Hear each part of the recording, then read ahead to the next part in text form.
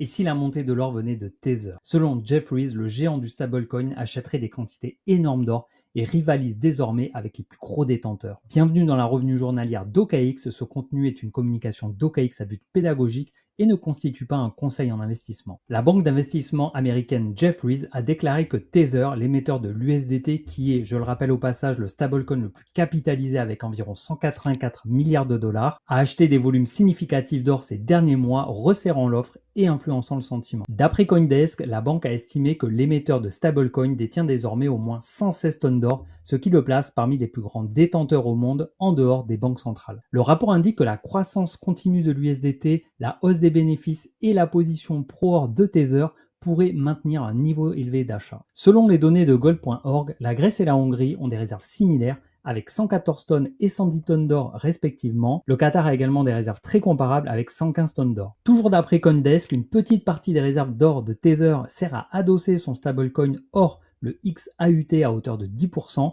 mais la majorité, soit environ 90%, sert à garantir son stablecoin USDT. Tether a accumulé ses réserves très rapidement. 26 tonnes d'or ont été acquises au troisième trimestre, ce qui correspond à environ 2% de la demande mondiale sur cette période. Actuellement, 7% des réserves de Tether sont en or, contre 5,5% en Bitcoin, et l'entreprise ne compte pas s'arrêter là puisqu'ils ont recruté 2 traders de métaux qualifiés chez HSBC et qu'ils réalisent des investissements croissants dans l'écosystème de l'or. Jefferies qualifie donc Tether comme un nouvel acheteur et détenteur d'or majeur. Et toi, est-ce que tu penses que c'est une bonne chose de diversifier son portefeuille avec de l'or? Je te laisse me le faire savoir dans les commentaires. Ceci n'est pas un conseil en investissement, mon objectif est de partager au quotidien les éléments qui marquent et impactent le marché crypto, et pour rester informé, je vous invite à vous abonner.